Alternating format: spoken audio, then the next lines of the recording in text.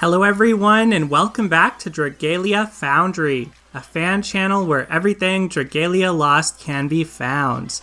For this video, we have a very special discussion for you, talking about our impressions on the anniversary. This is a follow-up to a predictions video that we put up on the channel a little while back for the second anniversary. And I say our and we because I'm joined today by a very special guest. So once again, I have here with me Straitlace. Hello, Straitlace. Could you please say hello and introduce yourself? Hello, yes, I am Straitlace. I am also a Dragalia Lost YouTuber here on YouTube, and I like to talk about things like different characters and how to play them and the lore of the game, and sometimes I do music as well. Awesome. Well, it's good to have you back, Straitlace. There was a really great reception to having a discussion video last time for the second anniversary predictions. And it was really cool to see some of our predictions come true. But this time around, now that the anniversary is in full swing, we're sort of going to talk about our impressions as a follow-up to that first discussion. So I'm glad to have you back. And I'd like to start us off with just sort of your overall thoughts on the anniversary. You know, the digest has happened. We're about a week in at this point. Events are ongoing. But what are your overall impressions or feelings about the anniversary so far? I think it's really cool. Of course, we got stuff like the login bonus and the retweet campaign, the store packs, a bunch of stuff that we were expecting. But the raid event is probably definitely the highlight for me because it's got a bunch of new lore from the game. It's got some amazing music, and I'm just looking forward to see where it goes from here. Yeah, I totally agree. I think I would say my expectations were exceeded in a lot of ways. And for me, the biggest surprise was probably all of the changes with version 2.0. I was expecting there to be some rework and some changes, but to see the complete overhaul that we got has been pretty shocking, and it's kind of felt like when Dragalia Lost first started in some ways. So my favorite thing has definitely been being pleasantly surprised by how good some characters are now. So characters that in the previous version of the game were not as powerful, I'm bringing them into co-op and trying them in solo play and seeing some damage numbers that they never would have achieved before. And that has been a really pleasant surprise for me. Yeah, I gotta say, one of my favorite characters, Summer Estelle, I really wanted her to get a Mana Spiral for her event, but she didn't. But in the version update, she got basically everything I wanted out of her Spiral except Stun Res, which she got a 100% chance on her skill 1's defense down, and her second skill, which is a 15% strength buff, got bumped to 20%. So that's what I really wanted out of a Spiral for her, and now we have a 5th Wyrmprint slot for me to just pop in Stun Res. So it's really nice that the game has opened up a whole bunch to a whole bunch of new characters. And with the balance adjustments, I even went back into the last level of Flame Mercurial Gauntlet that I hadn't finished yet, and I had barely cleared the last level, and then with the new updates, without Mercurial Gauntlet having been readjusted to balance for them, I breezed right through level 60 with 37 seconds left. That's awesome to hear. Yeah, overall, I really love it when the game becomes more accessible to players. That's something I'm really big on, and I don't know how long this will last. You know, we now live in a world where so many characters are strong that we have a relative balance, but as new harder content is added, perhaps that will change. But one other thing I wanted to talk about with respect to the anniversary, because, we did our predictions video, could you mention, I know I have one for me, but could you mention one prediction that you made that came true, that you were, excited about, disappointed about, whatever it may be? Oh man, when I was watching the digest and we went into the raid event and then I saw Mor Sayadi come out as the raid boss, I was like, yes, finally. I know, that's exactly what I was thinking about. Because I had thought or hoped, and it's kind of sad because I didn't even remember that it was 1,000 years ago as far as the time frame for the first War of Binding. I think I first said 3,000 when we did our predictions video and then asked you to correct me, and I found out it was 1,000. So despite having a very rough understanding of what took place in Dragalia's history, this was what I wanted to see, was the period of Ilia and Elysium. However, it's nothing like what I expected it to be at all. I did expect some amount of technology, but Ilia and Elysium themselves, and not to get into spoilers here, but it's been really different than I would have expected. Yeah, it's really cool to watch the story unfold and how it actually happened, and then you can kind of understand from what's going on how modern day Gristea got like the mythos or like their history from it. Like you can see like, oh, this is how they understand this. This is where this idea comes from. Right, and especially with Mor Sayadi as the raid boss, I like how that worked out in that my prediction about 1,000 years ago. I was like, well, I don't know who the boss would be or you know who we'd be fighting against, but with your prediction about 300 years ago and Alberius, you mentioned Mor Sayadi as a possible boss, and I do think it was pretty fulfilling. And as of today, Nightmare difficulty is available.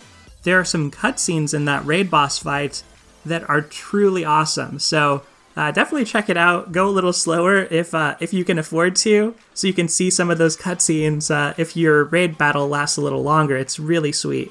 Yeah, the first time I did Nightmare, I just went straight into public room and just demolished him. And then someone posted on Discord like, oh my gosh, the transition. I'm like, what? What transition? So I went back and soloed it with just my team of 4, and I got to see like all the different pieces of the fight, and it was awesome. I know, I tried it this morning, and I don't know if this is lucky or unlucky, but the host disconnected, so it ended up taking me longer, and I got to see at least 2 animations that happened. So I don't really know if there's more, but I'm thinking to try maybe a Mordecai solo or something, because it is a really sweet fight. I'm glad it's fun to play, despite the easier difficulty, at least for now. As far as, predicting things, we did pretty well on the raid, but one thing that did not come true, at least so far, and it kind of blows my mind, is no collaboration announcement in the Dragalia Digest or otherwise. Yeah, I was like, they've historically ended like every Dragalia Digest with a collaboration announcement, and like I was expecting at least something, because for the Fire Emblem Heroes rerun they announced that too. So if they were going to rerun something like Monster Hunter or Mega Man, I feel like they probably would have announced that. And my initial thought when they didn't announce something is, oh, like they're having a thing later on where they're doing a presentation and it's like right next to one about Hyrule Warriors Age of Calamity, so maybe that's when they're going to announce something. I know, I still feel that there's a possibility of a surprise in November, even if maybe it's just a rerun collab. Like maybe the Mega Man collab comes back, maybe Mega Man X, since that would be, compared to some of the collabs we've had, the Mega Man franchise one was not as involved with the story content, the voice work, etc. So I think there could be a chance, and who knows, maybe there's still a chance of a Hyrule Warriors or Zelda collab. But for now, there's been no word of it, and I do think it's something they would want to let people know about a little bit in advance at least, so that more players could start playing the game. Alright, as for other stuff on the second anniversary, stuff that has taken place, let's talk about any cool second anniversary summons or stories. So, do you have anything to share on that, Straitlace? Yeah, so I've been having fun with the daily free tenfolds. Today was like the first day where I didn't get a 5-star on them, and I guess I can attribute that to like the Gala rates. But like on my first free daily tenfold, I got Horus, which I already had 1 copy of, but no unbinds. And then like 2 days later, I got Nadine, who was a new adventurer for me. And I'm like, oh, well, like I guess in 2 days I'll get like Incognito Nefari or something. And I didn't. But then the Galazena's banner started, and so I know you're gonna hurt when I say this, but on my first free daily tenfold, that one I got Cerise, a Cerise dupe. But I was really hoping it was gonna be Mine. But I decided against my better judgment to do a little bit of summoning on the first day and not wait for the rest of the tenfolds. And so 20 summons later, I did get Mine, and it fell like in the exact same spot as like the bow from Cerise. And I'm like, oh, okay, is this gonna be a repeat or something? And then I ended up doing a few more summons. I did a batch of 10 singles and got, I think it was a bare minimum, but then on the last one, I actually got a break, a transformation, and it became Midgard Zero. So that was something I was curious about, that now I know that transformations can happen if you do 10 singles at once. And then so I kind of fell into temptation a little bit and kept going a little bit, but somehow amidst the few dupes I got, I also got Yukata Kurin, and then I still kept going, and I got Gabney and Cradney, which, as I believe I mentioned last time perhaps, that was the top of my dream summon list of what I wanted to get. Then I went just a little bit further, and I did end up getting Xena. at just over 200 worm sigils. So it was a bit of an expense, but with all the new things I got along the way, it was pretty great. But then I had, of course, the free dailies moving on. And so, like, the very next day, I got a rainbow staff, and I'm like, oh, great, there's Xena. But then it wasn't. It was Yukata Cassandra, which was another new adventurer. So it's pretty insane, and I actually checked my collection. I'm only missing 8 5-stars, 7 adventurers, and the Dragon Ariel. Oh my goodness. You had me at Cerise, and every time there was but wait, there's one more thing to your story there. So that is awesome. I hope a lot of players are having that type of experience, because really getting 330 free summons across this whole month, the smaller collection you had beforehand, or the more you were missing, the greater your chances of filling it out now. And I think that's awesome. And I feel like it gives you something exciting to work with and invest into when you get these new characters. The more and more characters you have, the rarer of a feeling that is. So I'm really happy to hear that. And as for me, as you alluded to with the pain I may have felt at hearing you got Cerise so easily, I ended up choosing to spark for Cerise. So basically that means I tried to get her on the first Gala Dragalia banner, where nobody was on her raid up, but she was part of the Worm Sigil trade. So it took me the entire 300 Worm Sigils to be able to obtain her, but it's been a long time goal on my channel. Ever since she first released, and I've tried and failed to summon her so many times that I just figured, I mean, sure, there's a chance that in the future she's going to be on a Gala remix, and it's probably a better chance to get her. I don't know that for sure. I don't even know if remixes will continue or what the banners will look like after the anniversary, even though that has been a pattern before the anniversary. So I decided, this is my chance. It's a guarantee. Let me go for it. And not much to report along the way. I did pick up a second Gala Thor. So I maxed out my first one, partially using Sunlight Stones and summoning on his original banner. But now I have a second one hanging around to potentially invest in at some point. And besides that, I got a lot of Poseidons. Not a lot, but I got 2, and it hasn't always happened on camera in my summoning videos, but for some reason, I have incredible luck when it comes to getting Poseidon duplicates. So almost all of my dragon summon tickets that we've gotten for free, I've gotten a Poseidon. And today, we got our Dragon Summon ticket as part of our free daily login bonus for the anniversary. And who did I get but another Poseidon? So right now, I have my 1 Max Unbound Poseidon from before, and now I have 3 0 Unbind Poseidons, and I'm legitimately thinking I'm going to now start farming the Draconic Essences just for the joke of having a full team of 4 Max Unbound Poseidons, because for some reason, Poseidon just seems to love me, so that was probably my highlight along the way. At least it's a new narrative now that the Cerise summoning has come to an end. Man, you're gonna have more Poseidons than I have Fubukis. I think it'll be a ways before I get to that point, since I want to say you have to have the largest Fubuki collection and possibly the largest single dragon collection in the game. For those of you who aren't aware, Straitlace has quite the range of Fubukis at his disposal. Yeah, I'm at least at 27 Max Unbound Fubukis at this point. I don't know, I might have gotten a few more in the recent summons that haven't unbound yet. I mean, once that dragon update happens and Fubuki becomes the best dragon in the game, you're going to be prepared. Yep. You're going to be very prepared. But yeah, I'm happy with my Poseidon, and I'm happy I was able to get Cerise. It feels good now that there's opportunities for guarantees via summoning, and I'm kind of torn right now on the current Gala featuring Xena and Mine, because I do want Mine and Midgardstormer 0 a lot, but Ilia is coming up on a prize showcase, and then it's Halloween. Like, I have enough to spark one more thing, but I'm just not sure. So far, I haven't gotten too much off of my free 10-folds on Mine and Xena's banner, but I'll make that decision soon because it's only about a day left at the time of recording in that Gala banner. Yeah, you know, it'd be a really scary Halloween trick. Don't even say it. What? Halloween Cerise. No. Well, I did consider that we might get Halloween Eleonora. And here's my reasoning. There is a Wyrmprints called Luca's Prank, and it is a Wyrmprint that stars Eleonora and Luca. And Luca is a very appropriate character for Halloween, in my opinion. There's other art of him where he's actually in a Halloween costume. I think he's like a mummy on a Wyrmprint, but I do feel there's a legitimate chance that a really desired character for me shows up on Halloween. So I'm really having to pick and choose right now, and I'm just not sure what to do. Oh man, we might get Halloween Hawk. He's the only one of the original cast of 5 stars that doesn't have an alt yet. Oh, true. He's one of my favorites.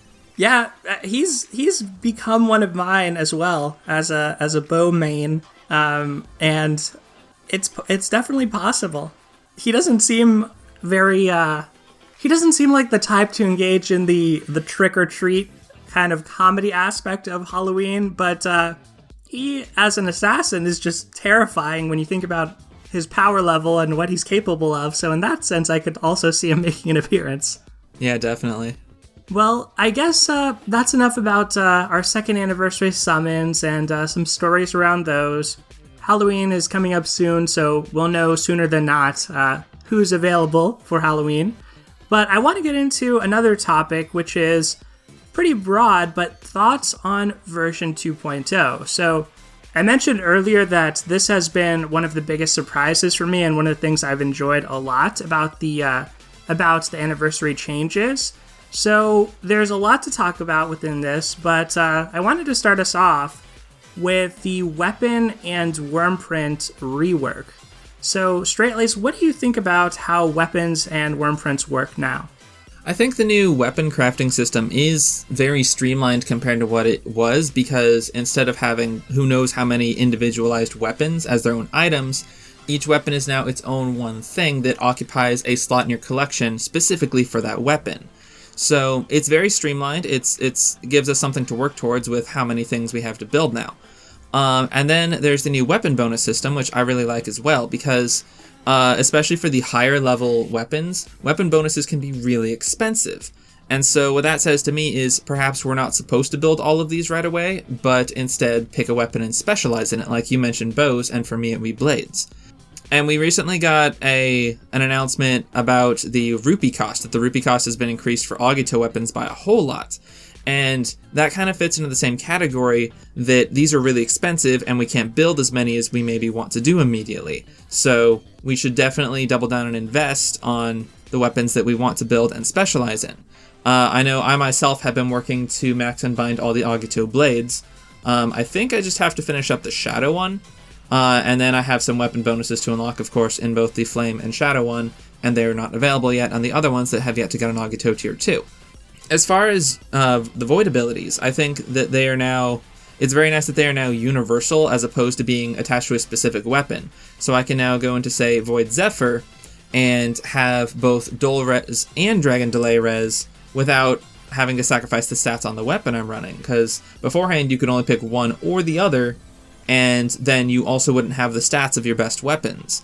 And it's also cool to see abilities like, I don't know, Whirlpool Res actually maybe see some use, considering how being affected by the Whirlpool and Void Poseidon beforehand wasn't actually doing a whole lot. It made it a little bit harder to dodge. But aside from that, like, I don't know anyone who actually used it, but I did unlock it on my blades because it's just a nice thing to have and it wasn't too expensive. I will say on the negative side that we did lose some weapon skins. My favorite weapon skin in the game was the old 4-star elemental bow, Epidemic, the wind bow, because it was my favorite bow on Hawk. It had like, you hold it and it's got like a little quiver on the top of it that was some arrows sticking out. And in order to unlock that now, you need to max unbind the core 5-star wind bow, which if you use only resources takes a ton of twinkling sand, alternatively you could use some Damascus ingots. And then on the other hand, some weapons were completely removed. Like, I haven't found any of the 2-star weapons other than the sword, the soldier's brand, and the 2-star blade was my favorite weapon on Valyria because it looks like a kitchen knife. Yeah, all really good points. I'll chime in on the weapons, and then we can also talk about the Wyrmprints. I agree that It is a shame about some of the skins, and the other big area where they reset progression just as a whole was void weapons. So this was in the goodwill gesture post, but I think some players may have missed it and been a little confused about where is their entire void weapon collection, because when you first signed into 2.0, you wouldn't have had any void weapons leveled up or anything like that. I think you may have had to recraft them, or they would have started at 0 nodes. And so they pretty much reset the playing field on that, but you did get back materials. It's just that a lot of players, once they outgrew them, no longer had some of those weaker void weapons and therefore wouldn't have gotten materials back from those. And same thing with these skins. The skins for various different lower rarity void weapons and even some 5-star void weapons from pre-2.0 are locked behind unbinding and getting abilities on what are now the only void weapons in the game, the 5-star void weapons. So I think that is unfortunate. There's definitely some overhead that initially when you first log in, it feels a little overwhelming if you're used to the old system. But I do agree with what was said in This Month in Dragalia Lost about how overall it will streamline the game. It's just going to take some time to adjust to it. And the other thing I like, as you mentioned, is the weapon bonuses really feel like a worthwhile long-term project. So even players who were at the pinnacle of power beforehand, thanks to this update, they got new projects to work on, new things to engage in. For players who maybe went a little overboard and played a lot of Agito battles, more than they actually needed to for unbinding their weapons, since back in the day, we didn't really know how Tier 2 Agitos would work, and some players played a lot more. Well, now they have those resources at their disposal for things like the weapon bonus, or, for our new weapon type, the Manacaster, to eventually craft weapons of that type. So I think there's a lot to like here, and to your point, I did specialize in bows. I recently unlocked all of my bonuses, or bow bonuses, for that weapon type. And it took me a while, and I'm not in any rush to unlock the next weapon type. I only was able to do bows because of some of the honey I had saved up and ashes I had saved up, but really the rupee costs are very significant, and it was clarified to us, as you pointed out in a notice, that it is intended that Agito weapons are now costlier. So there was a goodwill or gift, goodwill gesture or gift, not called as such, but I guess more of a gift given out in response to that of 100 million rupees, as well as an adamantite ingot, and I think something else. I can't remember what else, maybe some golden honeys.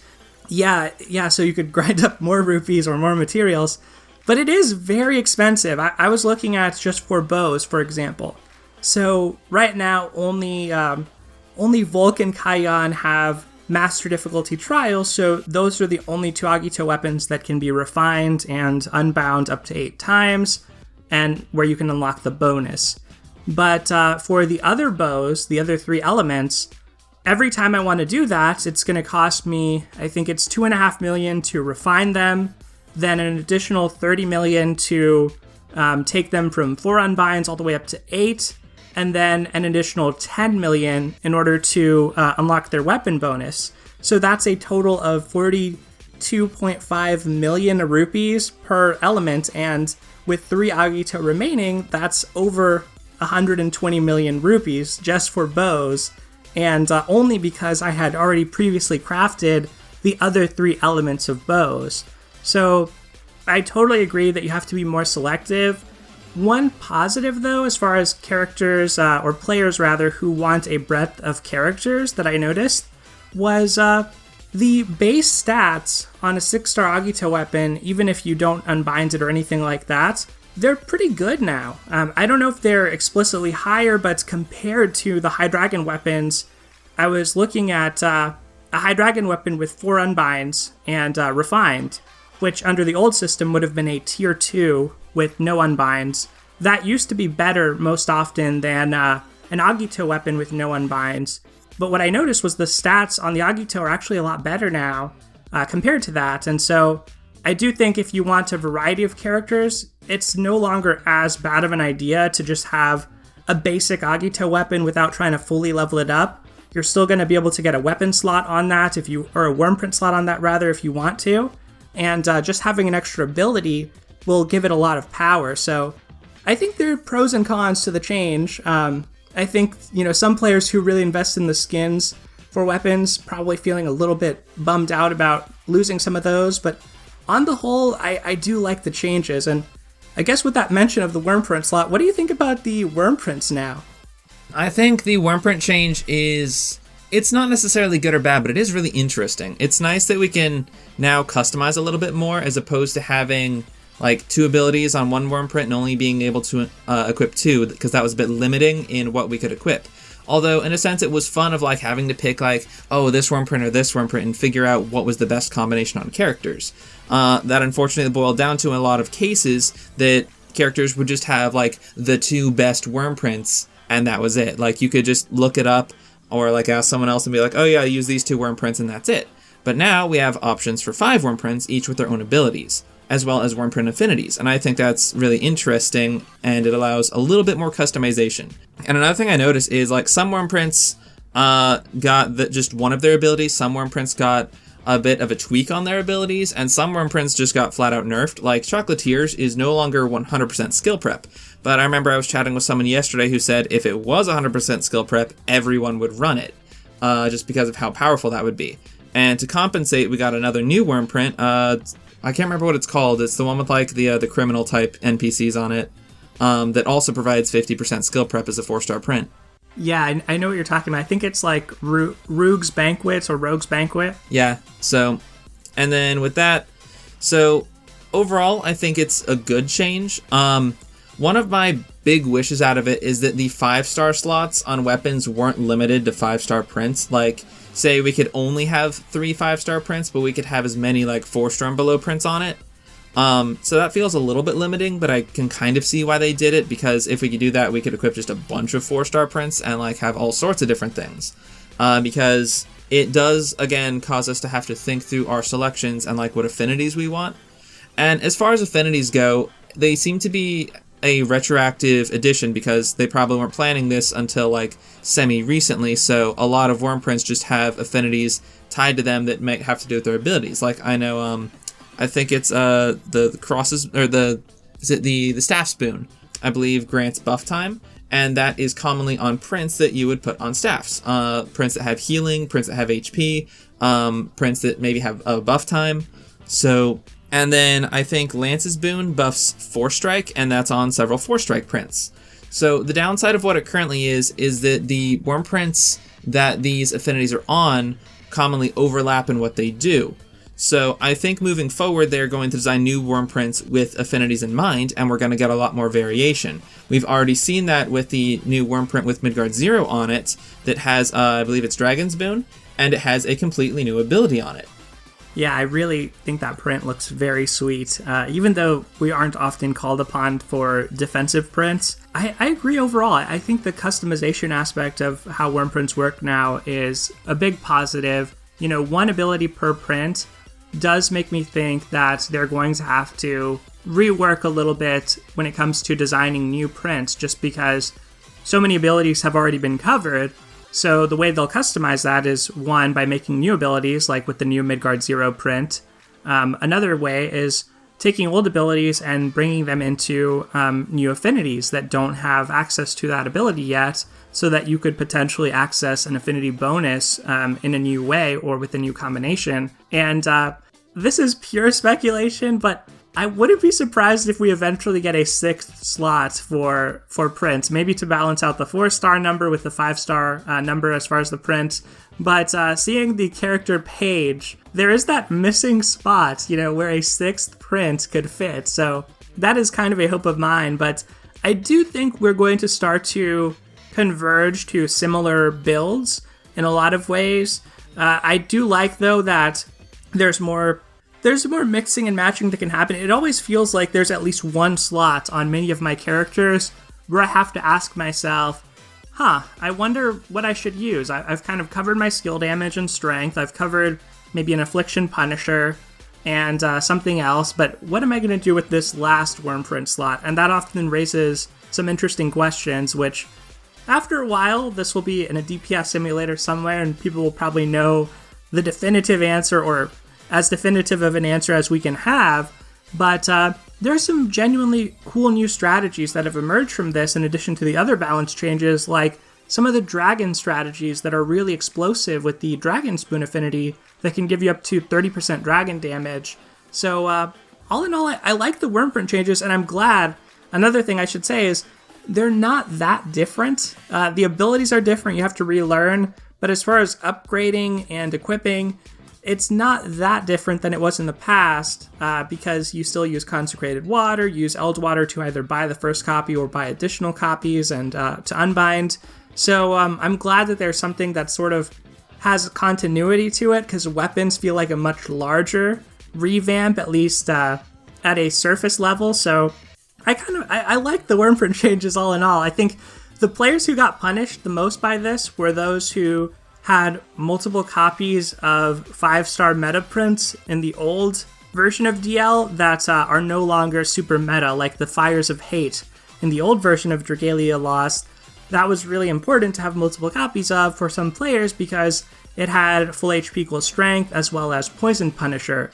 Well, it only kept the full HP equals strength part of that ability, so now it's a kind of an entirely replaceable print by several other prints that do the same thing, even with the same affinity bonus. And there are a few other prints that I would say are kind of losers as opposed to winners out of this change, like prints like Valiant Crown, where before they gave skill damage and it gave strength double buff, so players sometimes wanted to have multiple copies for a double buff oriented comp. After this change, it only gives 30% skill damage, so it's totally replaceable and equivalent to prints like Resounding Rendition, the Worm Clan Duo, Heralds of Hinamoto. There's a whole host of them, and all of them have the Crown's Boon affinity. Yeah, there's definitely going to be an adjustment period, and like one thing I noticed when like we got the change is, first of all, I got a bunch of Eldwater, but second of all, like I noticed some of my Wyrmprints didn't translate wholly over. Like I got one Wyrmprint with Linnea on it that I was sure I never unbound any, and yet I think it's max unbound and I have 2 copies of it or something. So like it's really weird how that happened. And then I think like my Wyrmprint Best Buds, I know I had 2 max unbound copies and a not max unbound copy, and I think like it lost a couple unbinds, but I have like 3 copies of it still, so I'm not exactly sure how it broke down in the end. But one thing I will say, like it is a bit tedious to have to equip all of your equipment back onto adventurers. I will say this, the optimize feature will put Wyrmprints on all of your characters if you want it to, but let me read off to you this list of things it put on my Gala Cerise. So first it gave me 4 spawns for the bow skill damage, and then it gave me Resounding Rendition because, you know, gotta get that extra skill damage in. And then it gave me Rogue's Banquet for that skill prep. And then Plaguebringer because, as we all know, Cerise is known for her poison. Well, I feel poisoned by Cerise in some ways, but not everybody probably has that same feeling. And yeah, that is a great point. It is one thing that came up in this month in Dragalia Lost is the idea of having sets for Wyrmprints, and I wholeheartedly support that. I will say it took me like 3 days after version 2.0 came out to even really start playing content, because all of my teams and my history pages were gone, since now teams just work differently. You know, you have different number of print slots, every print does something different.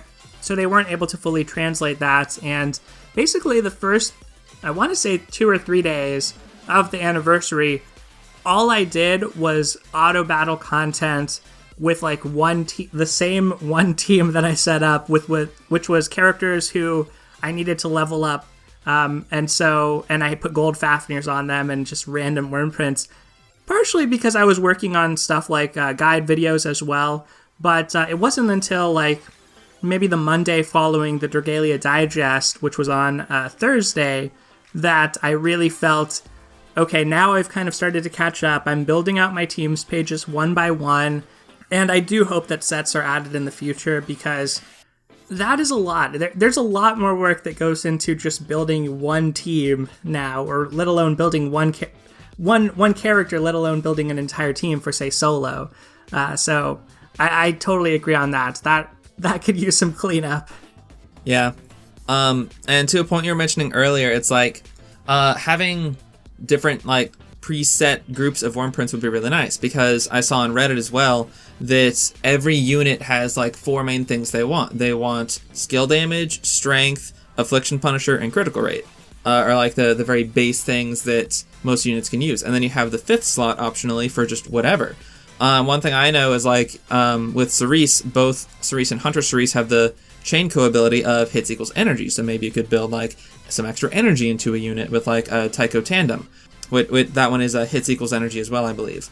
And then you could do like, I don't know, a 4-strike print for a 4-strike unit. There's just a number of different things you can do with your units now. So I do think eventually this is going to get to be really nice, but as for right now, it's just a lot of work to reassemble everything. I totally agree. One thing that I feel we've already reaped some of the dividends of a little more than the Wyrmprint and weapon changes, since those are kind of complex and kind of hard to digest, is the summoning changes. So we now have worm sigils, we have a sparking system. So I figured it would be good to discuss. I already shared my experience that I've actually taken advantage of the system already to get Cerise. But what are your overall thoughts on this new system? I think this is a really good change, because my biggest problem with the gacha system in Dragalia Lost is that no matter how much summoning you could do, there was never a guarantee that you would get something, and this fixes that problem. So we still have the pity system, which is really nice, and the summoning system is still pretty much the same before the sigil system, but then once you have 300 sigils, you can just pick the unit you want that's on rate up, and I think that is really nice. Although I am a little bit upset that this major change happened like a week after I made a summoning guide, because I totally would have included this. So this just goes in with my usual thing of Cygames loves to make my work incorrect, like within a week after me posting it. Like I recently did a video on how to play Vice, right? And so one of the jokes at the end was that, oh, Vice sucks, Vice isn't very good, and then I make like a reference to Spiraling him. It's like, oh my gosh, he's destroying everything, and then Vice got nerfed. So it's just how it goes. It's really funny. It's very relatable. I tried to make a video on this topic the day before the banner came out, because I wanted to try put this information out there before people were just spending their resources like crazy on this new banner. And lo and behold, one of the key points I made in this video was that it's going to likely be characters with a summon rate up who are on the Worm Sigil trade list. As it turns out, it's arbitrary to a certain degree. Like, there are characters that are on the picture of the banner, but they don't have a rate up, but yet they're in the Worm Sigil list. In the case of that first Gala Dragalia, with a bunch of past characters, or all past Gala characters in the Worm Sigil trade, but none of them actually having a summon rate up. So I totally relate to the feeling of things getting outdated. I feel like that is already kind of outdated, because obviously they can sort of choose to do what they want as far as who they put into the Worm Sigil trade.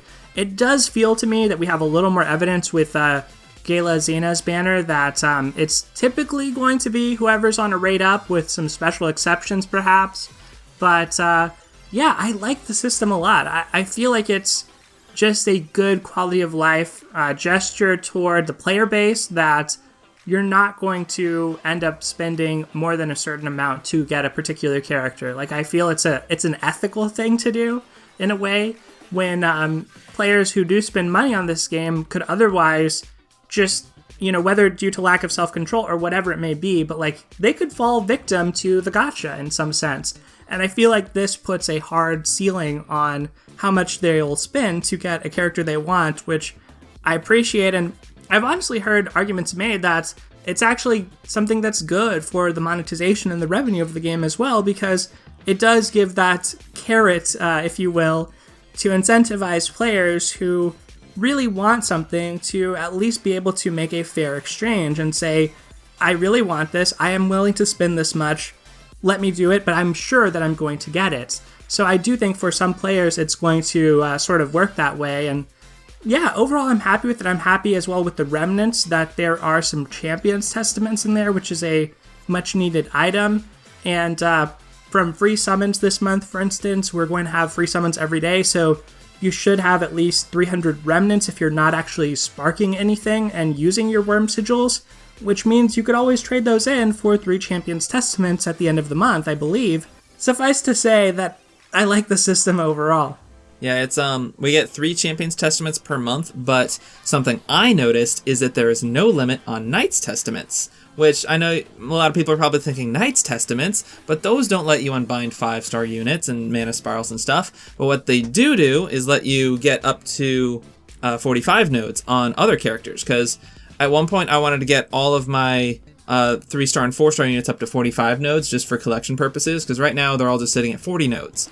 But to unlock the 5th circle of the Mana Circle, you need to have like 2 Champions Testaments, and then you need to have another 1 or 2 to unlock like their level 3 skill 1.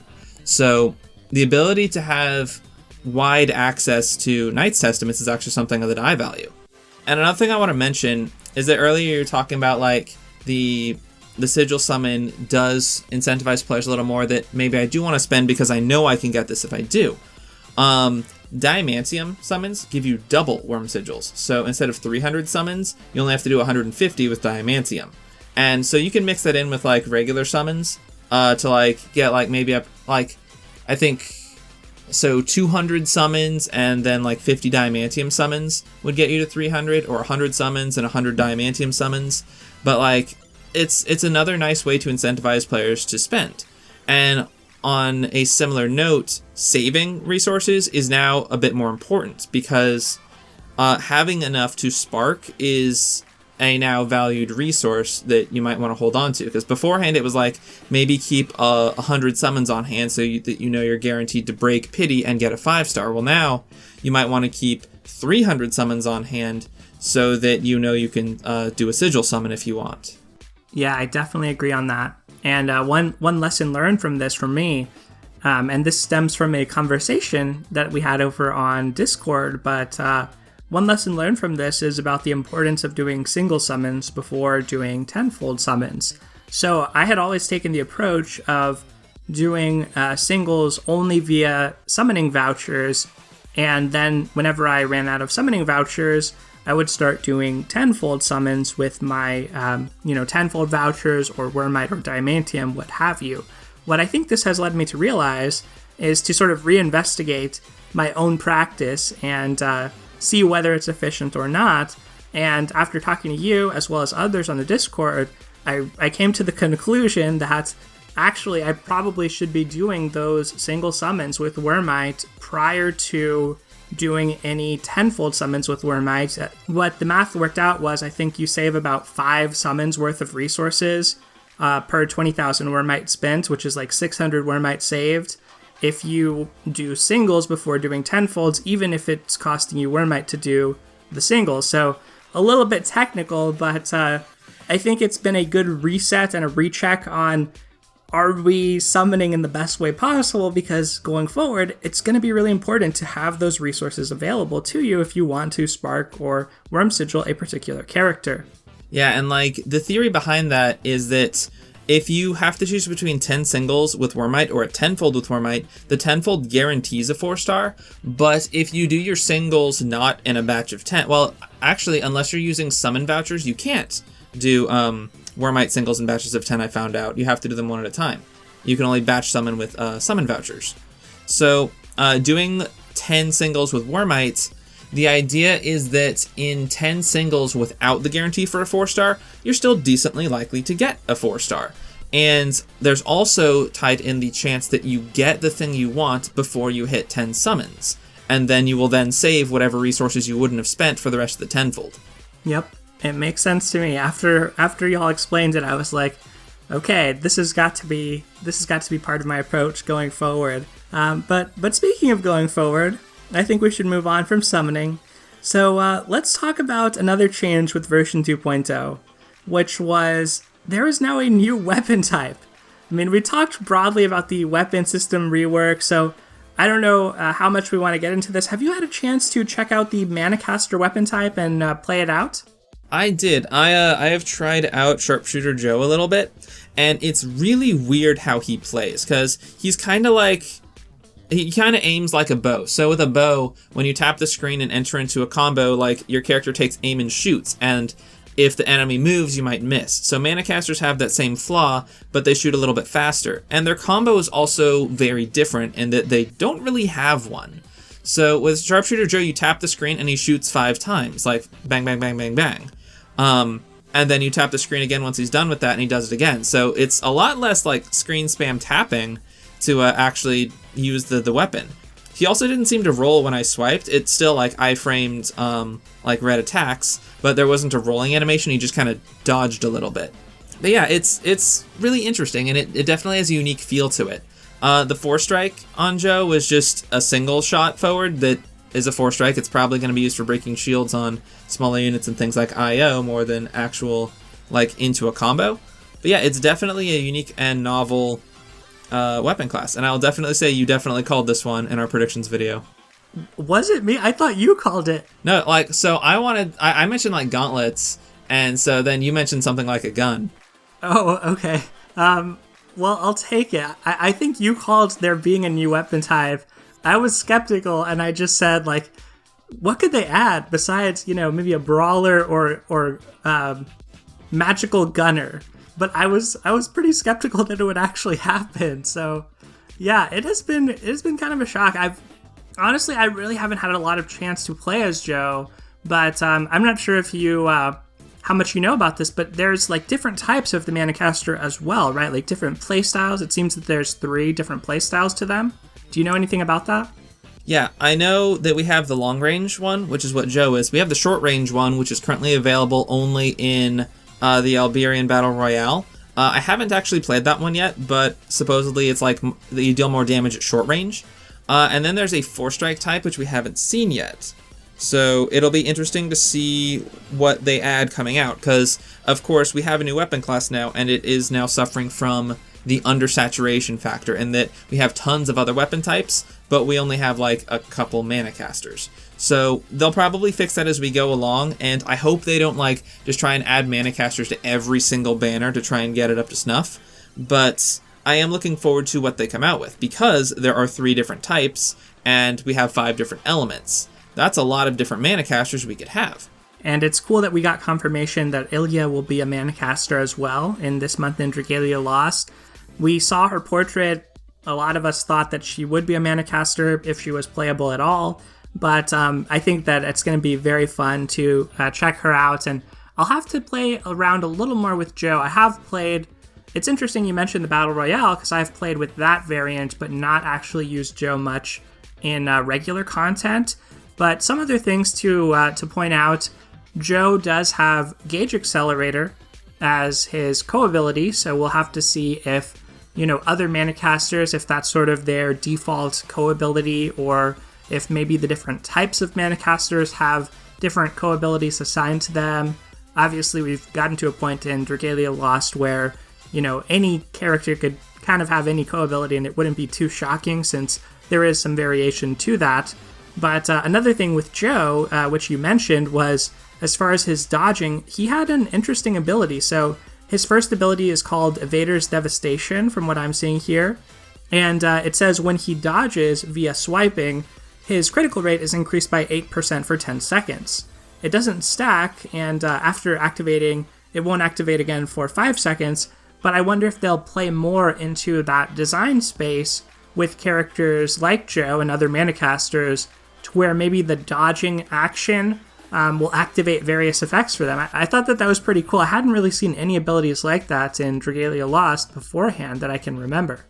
Yeah, it's really interesting to see, because I was playing with Joe the other day, and so I believe his buff lasts for 10 seconds, but you can refresh it every 5. So as soon as it gets, like, you can watch the buff icon, as soon as it's half empty, you can dodge again and refresh it. And so on a slightly different note, I was thinking, like, okay, so they've added Manacasters, like, what else could they add in the future? And I'm thinking maybe they could add another range so that we have, like, half and half melee and ranged units.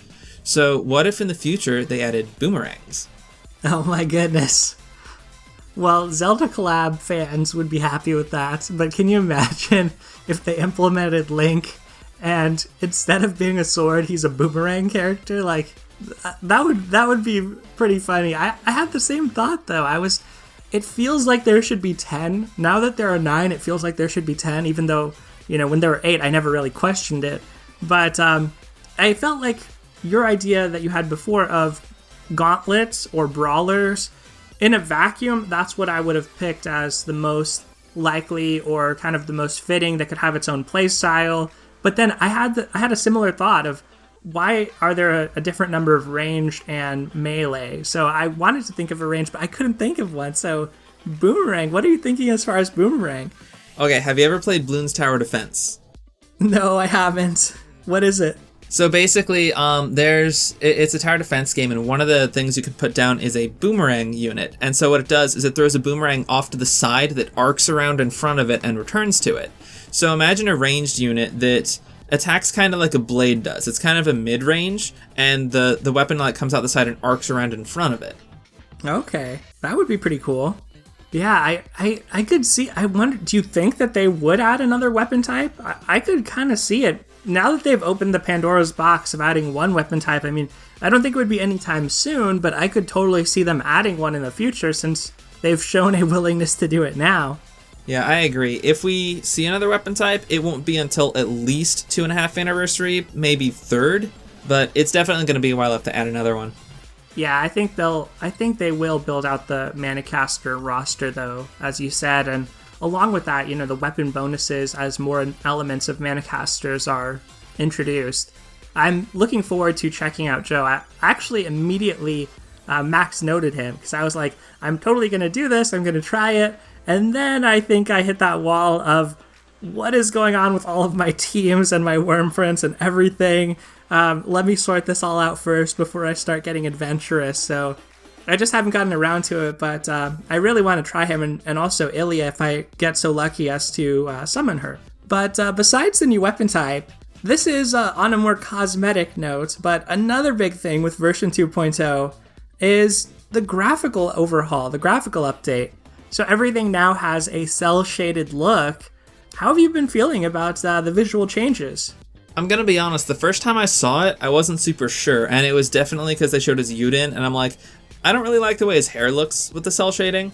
I wasn't really sure about it, but now that I've seen more of it, the clothing, and the different colors in the clothing on the characters definitely pops a little more, and that's really nice. A lot of the enemies we fight, like the dragons, and some of the raid bosses, like Morsayati, and a lot of things just pop a lot better. The more colorful something is, the more the colors stand out, it seems. So I'm adjusting to it. I wasn't sure at first, but I'm definitely starting to adjust to it. Yeah, I'm right there with you. When I saw the static images, I was hopeful. I do like cel-shaded styles in general, so I was sort of hopeful, but what I was seeing really didn't impress me as far as just seeing a static image of Yuden. I think what won me over was the Dragalia digest, and particularly the part at the beginning, which is sort of a trailer, where Knot is interacting with the Vagabond Pupper, and then we see Pibble coming in after a stampede of dragons, and you see the whole crew in front of, behind a second anniversary message. And I really liked that. That kind of made me feel like there's some potential here. And after the digest, when I logged into the game for the first time, I do think it looks really good. It looks better in motion. And I agree that on enemies, and particularly boss enemies, it tends to make them a little bit more striking. I also am not a fan of Yuden's hair, so I'm glad you said that because I felt like I was alone on that.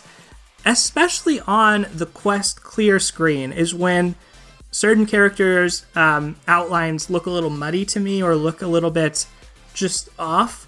So I was using a team with Audric and Yuden, something about their blonde hair with the dark outline. It just looked funny on the quest clear screen. But I would say the majority of characters that I've used and played as, I really like how it looks. I've liked how it looks in summoning, in the adventure collection pages, and they mentioned in this month in Dragalia Lost that they're going to continue working on it, so I'm happy with it. There's not much more I could ask for. I didn't expect it, and I don't know if I really felt it was needed, but I also don't really mind it at this point, and I think it's probably a good thing.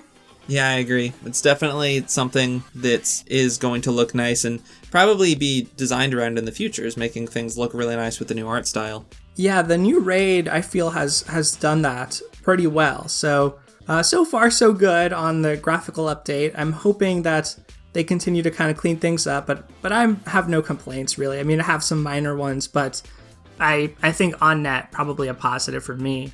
The next thing with version 2.0 that we want to talk about, of course, is this is kind of a big one. I'm going to pair these two together, and we alluded to this earlier, but the first thing is overall rebalancing. Just characters have totally changed in their power level. Dragons, in a lot of cases, have become stronger.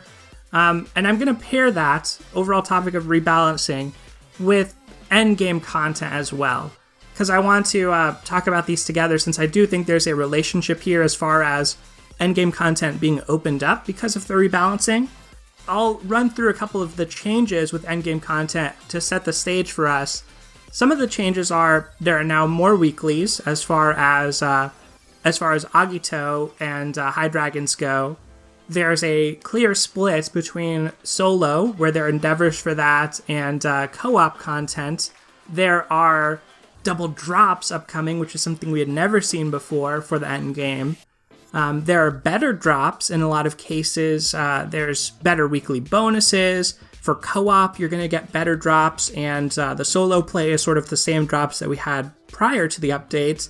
And also, things are more expensive, as we talked about earlier with the weapons. So their endgame gives better stuff, but things do cost more money. You have a greater need for items because of the weapon bonuses, and it's more open-ended. So it's a pretty broad topic, but what do you think about, the rebalancing vis-a-vis the endgame? I think it is definitely nice that units are more usable now. Like, we touched on this earlier, and how, like, I breezed through Mercurial Gauntlet, and I've also noticed that, like, in multiplayer, other endgame things are a lot easier, too, because I think, recently I did a run of, like, Expert Twins, and we just obliterated. It was insane. Like, I remember, like, when this first came out, I was, like, chatting with a bunch of people, and, like, I can't tell you how many times I heard, oh my gosh, unit insert name here, got insert amount here, buffs to their insert skill here, and, like, so many units just got so, like, just, most units got at least double mods. Some units got triple mods. I hear Wedding Aoi got, like, 5 times the mods on one of her skills. So it's really interesting how things have shifted, and it's also really nice for the time being that nobody knows how good anyone is, so technically everyone's good. It's wild out there if you go into co-op, and I've felt very encouraged about doing more co-op. One thing I forgot to mention was they changed up the cost to play these quests as well. So in co-op play, for example, if you want to do an expert level Agito battle, it now only costs 3 wings instead of, I think it was 5 beforehand. And for standard, it costs 2 wings, and I think it was 3 beforehand. And master difficulty costs 4, so you can play more. We also are in a period right now where there is double Gather Wing recovery, so you have a lot of wings to spend, and it's felt very open to me. There's some content that hasn't changed as much. I would point to, like, master difficulty of, let's say, Kaiyan, which is really specific. It kind of demands, dispel and certain characters, but other than that one example, honestly, off the top of my head, I've had a lot of success just bringing random characters to content, and I totally agree about the twins. I had heard in pre 2.0 that, there were particular comps that could really speed and blaze through it, but I personally had never even done it in co-op on expert difficulty prior to version 2.0. So I started getting into it. I decided, let me try it out. I want to craft some of these Agito weapons now and unlock the Wyrmprint slots. I'm going to try get some materials, get ready for the master difficulty. And I had a blast as well. Just going into it, it seemed like a lot of different water characters were viable. It wasn't as demanding on healing, just because you could kind of clear the content relatively quickly. But even if you brought a healer, one of the rebalancing changes that you sort of alluded to earlier was with the Staff Spoon Affinity, is that healers most of them now have strength buffs as part of their kit, which is a pretty big change, and those buffs sometimes last a minute. Yeah, it feels like a totally different game, and I have to mention this was a highlight for me in Expert Ciela, but my Eleonora did close to 1 million damage. So she did, I think, 999,000 damage. Wow. On break. Yep. And I was just like, I never knew you were capable of this. I'm so proud of you. But she was as a Vayu, she was shapeshifted, and it was a critical hit on Vayu's skill, but I couldn't believe it. It was sort of out of the realm of what was ever within her grasp beforehand. I felt like an Ezolith or a Crom or something doing this much damage. It's pretty crazy to see characters that you would have kind of dismissed earlier, and how good they can be now. Yeah, absolutely. And one thing to consider is, even though we still have the 4 different classes being attack, defense, support, and healing, they've really narrowed it down to just attack and support. Because defense units like Templar Hope and healers like, say, Verica now have strength buffs on their skill 1 buffs. So basically all the units that just had really niche uses like Templar Hope for autoing Expert Ciela, I know, now has more of a use case with a strength buff on his first skill. He's now more of a support unit than just a pure defense unit. So I know in the previous meta, defense units really weren't used for anything except autoing, and healers weren't really used unless you absolutely needed them. So it's really nice to see those units like have their place now, and like you can use a healer and still get like that strength buff. And you can still tell they're a healer because the strength buff that they provide doesn't stack with itself. So you, like if it provides, say, 15% strength to the team, it will only ever provide 15% strength, as opposed to, say, Elisan, who can stack 20, 40, 60 strength with 1 skill. So it's very nice to see that playing out in the game. And another thing I want to bring up is you were talking about the cheaper cost to play endgame content, is with the rupee cost of weapons to craft Agito weapons now is much higher. So one thing I was thinking is that I know some players who went out of their way previously to like play through and farm Agito fights and get like every single max unbound Agito tier 2 or tier 1 and like all of that stuff. So it's really interesting to see that there's a trade-off for the people who spent those resources then in the form of stamina and gatherwings, now do not have to spend the resource of rupees with the increased cost. So there's a nice little trade-off, and I can't speak to how fair it is because I'm not one of the ones who made all the weapons, but these players who went the extra mile and already made all the weapons, they now have the weapon bonuses to look forward to, and they don't have to spend a huge fortune on unbinding their weapon. I definitely agree on that, and it's also just nice to get more players back in the pool as far as who's playing what content.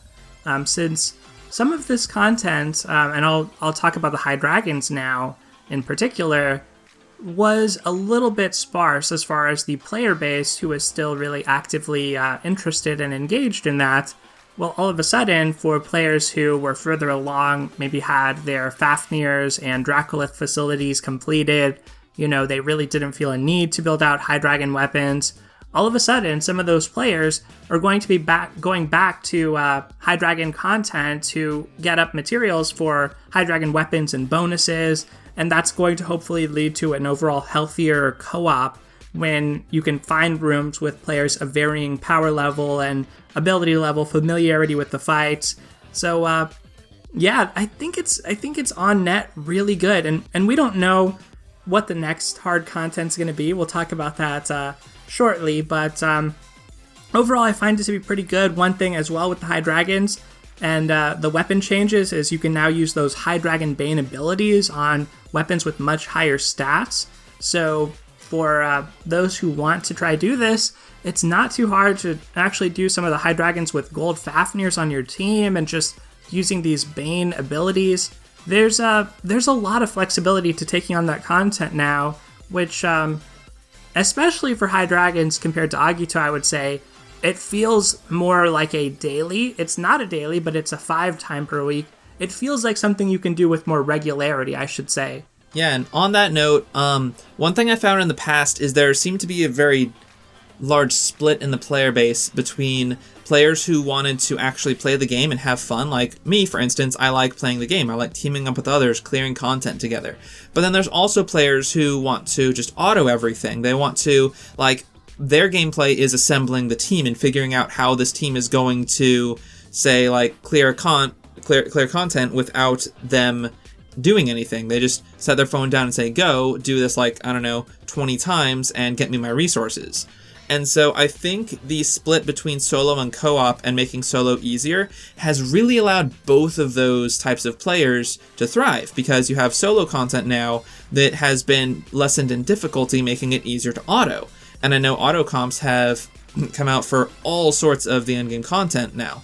Meanwhile, you still have co-op, where you get better rewards for it. So what the rewards used to be have been relegated to the solo mode, and then if you play in co-op mode, you'll get the maximum amount of the random drops. So if you get like between 2 and 5 of a resource in co-op, you'll always get 5.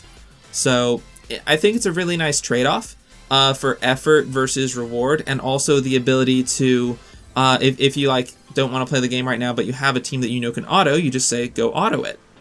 Versus if you want to have fun with friends or like just try a nice challenge, you can go into co-op. I totally agree. And last point before I move us into our final section of our discussion for today, but I think one really big positive I want to express is this change with the solo and co-op. It's made me enjoy both modes more than before, because when it comes to co-op and the rebalancing in particular, I feel confident going into co-op that whatever team, whoever's playing with me, I feel like we have a good chance at success. I think one of the things that frustrated me most about co-op compared to solo play was there is that randomness. You don't know who you're paired with, you don't know what types of clashes you might have in coordination, and that frustration has been greatly mitigated by the rebalancing, making things easier to clear. So I feel happier when I'm doing co-op because I'm less often hung up on gather wings because we're struggling to clear or something like that. And in solo play, what I've seen is for those players who like that RPG component more than the action component and do enjoy the team building aspect, there are people who I would have never thought would care or be interested in, setting up solo and auto teams that I've seen doing it with success, and they feel a sense of accomplishment. And I'm glad that even though it's more open, it's bringing some joy to those players. I know when I used to do some of these solo clears, it was like, I would never wish this upon anyone because it was very painstaking to get one clear that way. And now it's just more accessible to players who, again, would have maybe liked the team building and whatnot, but it never felt within their reach. All right, so with that being said, last big topic today is going to be about Dragalia Lost Future. So we're going to run down a couple of things, some of them from this month in Dragalia Lost, but just what we're thinking as far as coming out of the second anniversary, looking ahead. So I want to start us off with just what are your general feelings at this point about Dragalia Lost Future, Straitlace? I think it looks good. With the gameplay they've been giving us, they've definitely put a lot of work into the current event, and maybe that's why things have felt a little bit slow leading up to it, but the devs are definitely passionate about this game, and it shows in the stuff we get. And I, for one, am looking forward to the lore to expand. I can't wait to see what the rest of the current event has to offer, as well as the events we'll get this coming year. There's a bunch of new things that I'm looking forward to experience, and just playing the game with everyone, discussing the game, figuring things out, making new compositions, trying new compositions. With the new update, there's a lot of things to do. I totally agree. I feel more optimistic about the future. There have been a lot of recent changes, which I think will echo for months to come and give us things to do for months to come. And at the same time, there's a sense of continuity in that it still looks like, at least so far, that it's about one big month per event, and we're going to get new story chapters every other month. So for this month, we have the Forgotten Truths raid. Maybe there will be a surprise at the end of the month, leading into November with some type of Halloween event. But even if not, we had our one big event end of September, start of October already. So I feel like the content schedule looks to be fairly similar at least so far, with October having just a ton of extra stuff because of the anniversary. But at the same time, there's some new stuff that we should talk about that will be coming up shortly, like, for example, future Endgame content. So we've gotten some teases of this in two ways. One is harder difficulties for Agito battles, which will give you some type of way to get cosmetic and slight stat upgrades to Agito weapons. And another is just a new wave of endgame battles as a successor to the High Dragon Trials and Agito Uprising as a whole. Yeah, it's going to be really interesting to see what they give to us moving forward. As for the harder Agito, because Expert Agito, and even Master to an extent, has sort of become a little bit easier with the balance adjustments, it'll be really interesting to see what they give us that really pushes us to our limit, and like maybe to the point where we're going back to maybe not everyone's meta for it, but with the balance adjustments, who knows? I am kind of hoping that the little effect they showed around the Agito sword, for instance, isn't limited to just that weapon skin, because like if I'm playing Marth, for instance, I'm probably running the weapon skin for Falchion instead of the actual Agito sword. Although on some units, like say Yuden, it would be cool to just say like, hey look, I cleared the Master Agito, or the level above Master Agito. As far as future endgame content, looking at what they've presented in the game's story, the only thing I could see us getting is the sibling trials. Alternatively, we could get something introduced in Chapter 16 that we haven't seen yet. So I'm really curious to see what they give us, because that is coming out later this month. Yeah, I think we're kind of on the same page on that one, and mirrors our predictions from our second anniversary predictions video. We thought we would get more of an explicit teaser of the next wave of trials, but I would say we might not even get that until maybe December. We're probably going to get a Dragalia digest. We got one last December, and I could see that really introducing the new endgame content, since between the Master Agito that have yet to come out, and now this new difficulty on the Agito where you can get the cosmetic upgrades on your weapons, that could probably occupy the rest of the year if they space it out, or at least until December. So I'm looking forward to it. I hope, personally, I'm not the biggest fan of repeatedly grinding out things that are very hard. So I hope that, I hope that there's a good first clear reward. So let's say if I specialize in a weapon type, I can get that cosmetic for that weapon type. But for those who want to play it more, maybe, you have to play it a little bit more to collect all of these. There's a slight stat upgrade. But yeah, I'm curious. I feel like they could go so many different ways with this. We've typically thought of Endgame and harder difficulties for Endgame as very iterative, and one building upon the other, not being too dissimilar from the lower difficulty. But the way it was described almost made me feel like these could be more reimaginings of these fights instead of just it's master but harder stats. Would you agree with that, or do you think it'll probably be more similar? I don't know. They might change the moveset again. It'd be nice if they did, to just vary it up a little bit. And another thing I would like to see in the new difficulty is maybe instead of a weekly, what if we had like a monthly? So obviously we don't want to farm out something that's really hard to do, because the chance of success goes down. It might take like a huge time investment of like trying and failing and trying and failing and trying until you finally clear. Kind of like Omegas in raids, Omega difficulties. It's something you really only do once. But since this is going to be permanent content, I could see something like a monthly being implemented so that we have a reason to play it more than just the one time. That would be perfect to me. That would actually hit just right, because like I talked about earlier with some of the balance changes, I like playing co-op. I do enjoy it. I like the aspect of working together. But the harder the content is, the less I enjoy co-op in some ways, because of the frustration that can come with it. But if it is really a monthly or something like that, or maybe like one weekly, that's a little bit more manageable for me personally. So we'll have to wait and see exactly how that looks. But another interesting thing that's coming on the horizon, probably even sooner than that, at least for one of these topics, is more PvP content.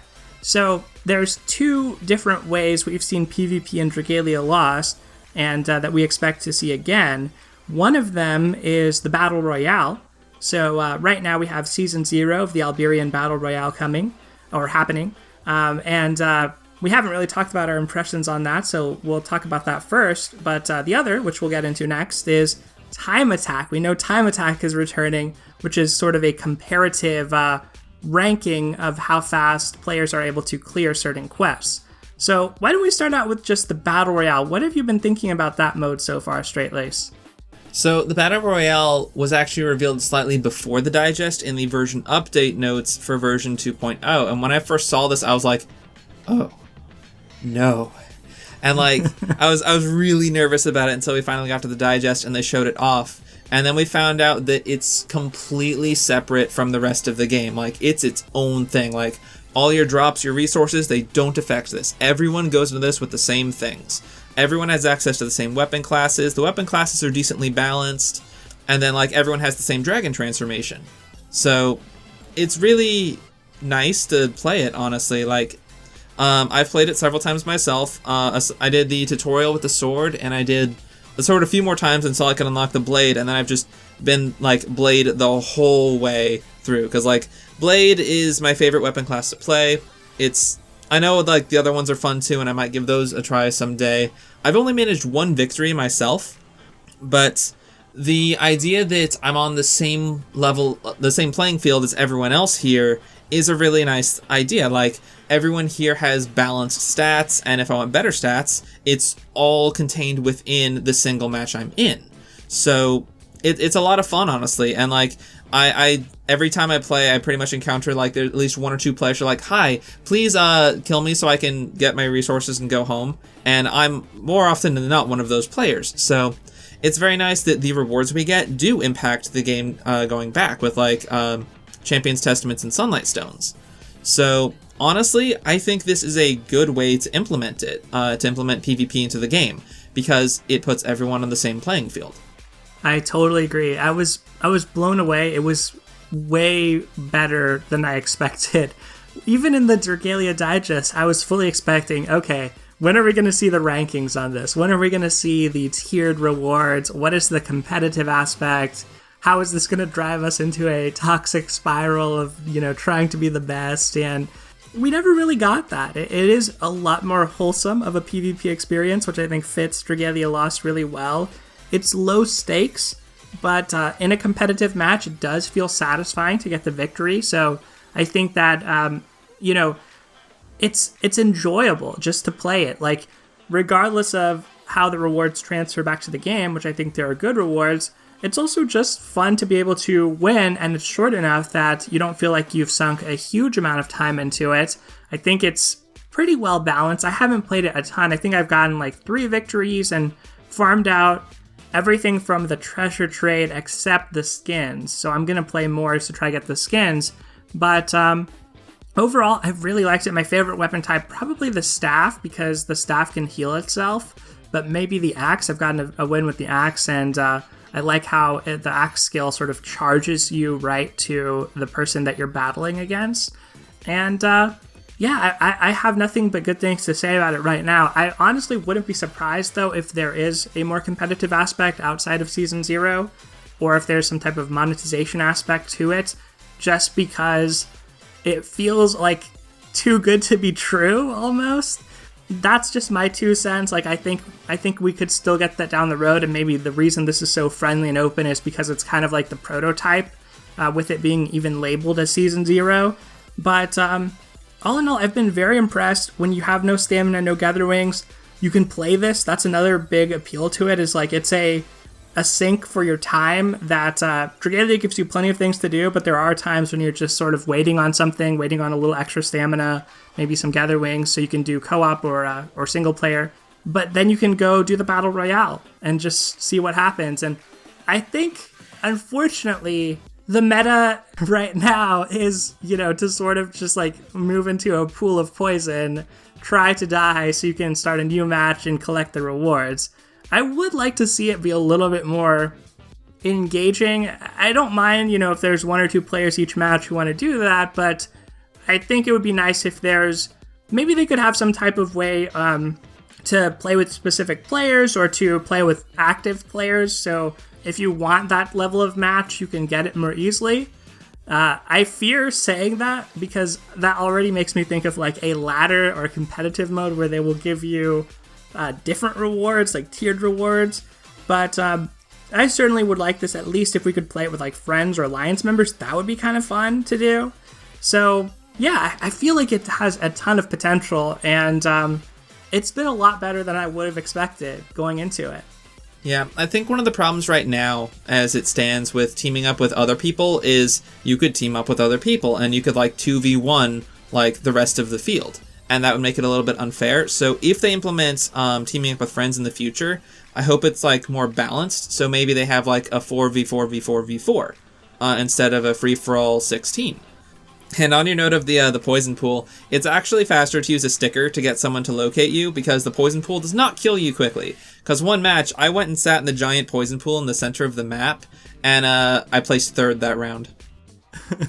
I've totally had some where I was like AFK in a poison pool, and then I got a sandwich or did whatever, and then I came back and I was like, my character's still alive. Let me just see if I can just win this match. And I had a dragon, and I totally got one first place victory off of that. More often than not, ended up losing to the final player anyway. But I agree, and two references I want to make for the Battle Royale mode. One, which I said in the digest reaction, but I don't think many players really appreciated this reference, but it feels like Kirby Air Ride to me.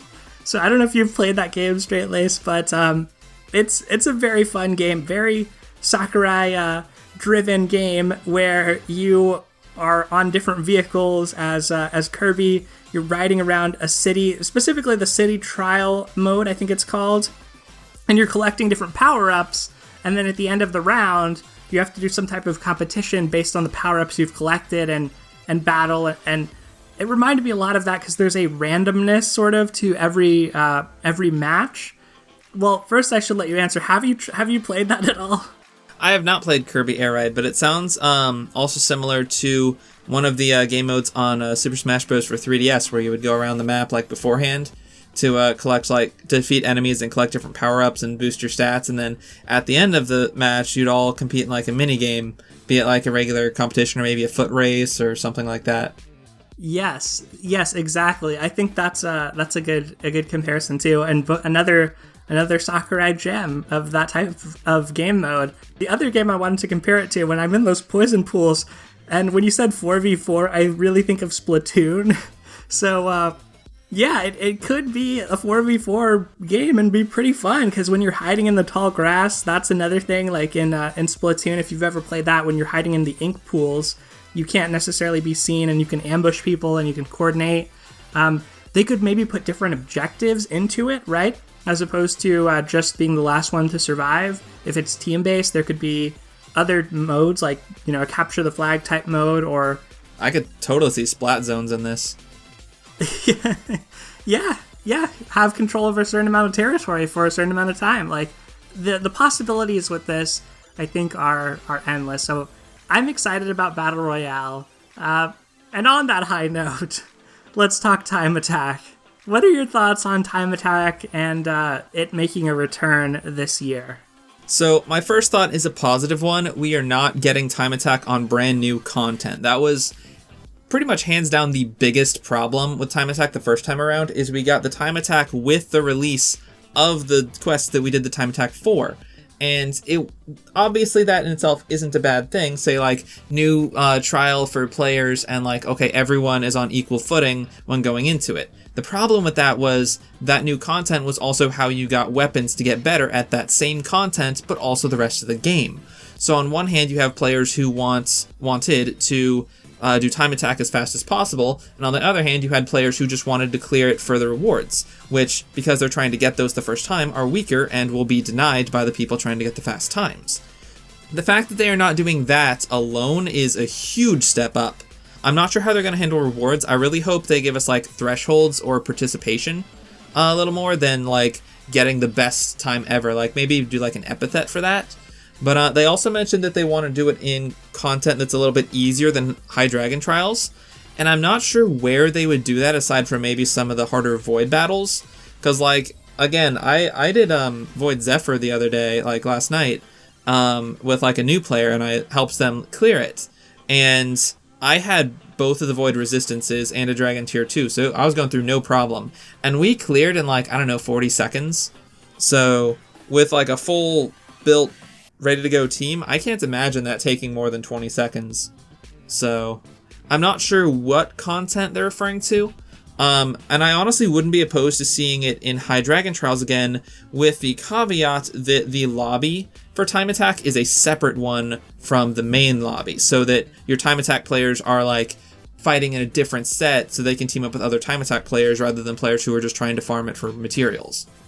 I think all great points that you raised. And despite being unhappy with it last year, I think a lot of that was misplaced. There is a certain aspect of fear of missing out that I think the time attack and other competitive modes do bring out in players, myself included. But at the end of the day, if you were able to participate, you did just get extra free stuff for time attack last year. And some of the changes you suggested would solve the problem of the players who weren't able to participate because they couldn't find the players to match up with, or lobbies only wanted the strongest players to get the best times. If it was a separate queue, or if the content scope was a little different, and it wasn't brand new content as well, which players were struggling to even clear, I think it could go a lot better this year. And I want to throw out there a crazy theory, Straitlace. So tell me what you think of this. But it's been a while since we heard anything about raid battles being in the compendium, or making a return. We know about astral raids. Those do happen when raids are not running. Could we possibly see raid time attacks? That is a nice selection of different bosses. I think that could be kind of fun. That could be. If they added, like, the raid battles to the event compendium, you mean? Yeah, or maybe for a limited time, like, for the time attack, bring back 5 raid battles, and everybody's focused on that content for the time attack specifically. So it's kind of like a different set of content, but it's not totally brand new, and it opens up some cool strategies with respect to raids that you don't always see in the other endgame battles. That's definitely interesting, and I'm thinking about some raids that definitely aren't designed with time attack in mind. Like Volthar, for instance, has his Crashing Claws move where you need to stand in a specific place to dodge. So in this context, you would have to both dodge the move and keep up DPS. So that could add like an extra element of challenge to it. Yeah, I was thinking back on raids, and what I remember was, raids prior to Void Battles, they were kind of the original time-based achievement mode in the game in the form of epithets. So we have some of those for Void Battles now, but raids have shifted in a direction where you can really clear them very quickly in a lot of cases, and there's less satisfaction in that. I think if they balance it such that in a general run, it takes a while and you see most of the mechanics of the raid, but you can do things like trying to, hit overdrive, demolish at the right time to make it faster. That could be kind of fun, because there's some very specific strategies that happened with the raid speedruns back in the day that really just don't see any deployment anymore because it's no longer needed or as relevant. So that's my fun theory, but I have no idea what they're going to do for the time attack. It's odd to me, because if it's something that's easier and more accessible, how do you avoid it from getting into that, the top percentage is like a 5-second clear territory? How do you kind of pad it out a little bit more where the gameplay or the battles are easy, but it's hard if you really want to push the time as low as possible? And I feel like raids could maybe be in that department where you get a little bit of both. Yeah. With what they've done with the Alberian Battle Royale, I definitely have a lot more faith that they know their player base. They know they have a lot of casuals, that they're definitely going to lean more towards something that everyone's happy with. So I have faith that they know what they're doing in this, and I'm looking forward to what they reveal to us. So raids could be a great way to do it, because it would be a new thing, but if it doesn't introduce anything new in novel rewards, aside from like the clear time, it could be a great way to do it, because then everyone's on equal footing going into it for the first time, and then no one's trying to clear it for anything other than time attack. Yeah, just a thought. I don't know if it'll happen, by any means, but that was one of the things that came to mind as maybe a way to both make them feel a little fresher. It's familiar, it's accessible, yet it can be done to varying speeds. But with all of that aside, I hope and I agree that I think it'll be handled better this year. I really think that there were a lot of lessons learned from the last time attack. So as of now, I'm on the record as optimistic. I think that there's a good possibility of it being relatively fun. Yeah, put me down for cautiously optimistic as well. And speaking of cautiously optimistic, how are you feeling about the upcoming banner lineup? I think that's one of the last things we want to talk about as far as Dragalia Lost Future. But this is traditionally when we see a lot of limited banners. So I'm feeling cautiously optimistic because of the free summons we're getting in October. But what do you see as kind of like the prospects for our upcoming banners? Do you think we're going to see similar showcases to before the anniversary with some of these elemental focuses and Dragalia or Gala Dragalia remixes? Or do you think we're going to see some limited showcases make their return?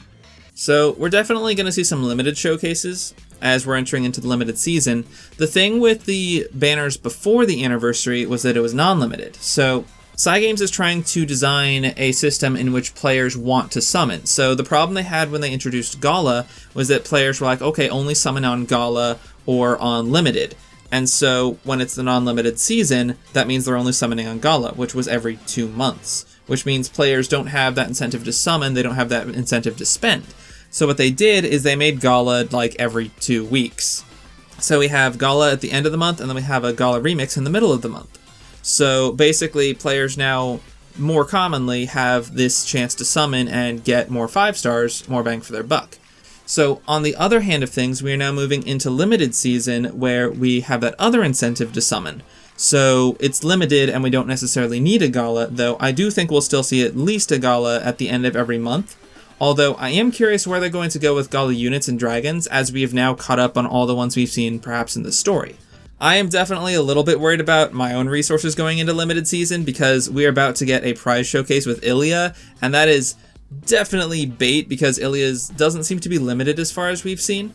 But one of the units I'm still missing that I have tried for twice and missed is Dragoneel Cleo, and I am currently planning to spark her if I can, just because I've really felt the loss of that combo time chain co-ability with the offensive critical rate co-ability, and I've also heard she's a lot better now.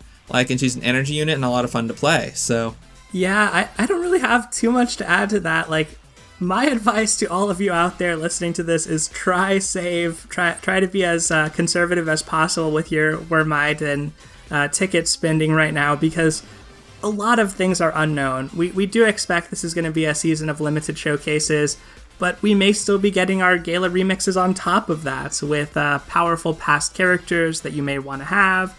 I think that they've moved toward, being a little bit more better monetized as far as having a sparking system. So everything, there's a lot more things we want now going into the season in general. There are going to be ways to get them, so you're going to have to think really hard about when you want to do it or not do it. And I'm looking forward to it. I think it'll be fun. We wanted a refresh in our predictions video to kind of summoning as a whole because it started to feel a little bit stagnant. But that's pretty much it for summoning. There's one big topic that we haven't talked about as far as the second anniversary, and that is lore and story. So, Straitlace, I think you have something to share on that. As of right now, when we're recording this, the current second anniversary event has not completed yet. We haven't seen the rest of the story. I've spent the past few days debating and figuring out and all sorts of stuff on the different discords, trying to figure out the story and what might happen next. And I will say this, Midgard Zero's dragon story spoils the end of the event. Mine and Mordecai's stories do not. Those take place during it. So note that there are spoilers of different types within those. But as far as the rest of the story and how it means to the lore of the game, I am looking into maybe doing a live stream the week the event ends, when it ends on a Monday, into talking about the lore. Awesome. Well, I'm really looking forward to that. I'm hoping, to be able to join you while you're doing your stream. I think that would be very fun, and I feel like a relative novice when it comes to the story and lore. I've gotten so much insight from the comments. I didn't realize there were so many story and lore enthusiasts out there who have corrected me and led me to totally change my perspective on a lot of things. So I'm hoping to get to take part in that conversation with you. So for now, we won't go really deep into the lore and story just because the event is still unfolding. But please look forward to that. That will be over on Straitlace's channel. And Straitlace, do you want to tell everyone a little bit about your channel and where they can find you? Yeah, you can find me here on YouTube. My channel is called Straitlace. I do a weekly How to Play series on different characters that is more focused on the comical aspects and of Dragalia Lost, making more jokes and humor, as well as looking into their kits and why they have their certain abilities, even if it is a very contrived reason. I do tend to look into the lore at certain times. I recently did a video looking into the Alien Church and its validity on being a real religion, and it is surprisingly like a valid religion. Cool. Well, I definitely recommend everybody go check out Straitlace's channel. As I mentioned, I'm hoping to get to participate in that story conversation over there in the next week or two, I suppose. But that's pretty much going to do it for today, everyone. So Straitlace, I want to thank you again for joining us. I want to thank everybody for watching or listening in on this podcast-style discussion on the second anniversary, our impressions, our feelings, a week out after the anniversary has taken place as a follow-up to our predictions video. But as I said, that's really going to do it for today. So thank you as always, take care, and I'll see you next time. Bye, Straitlace. Laters.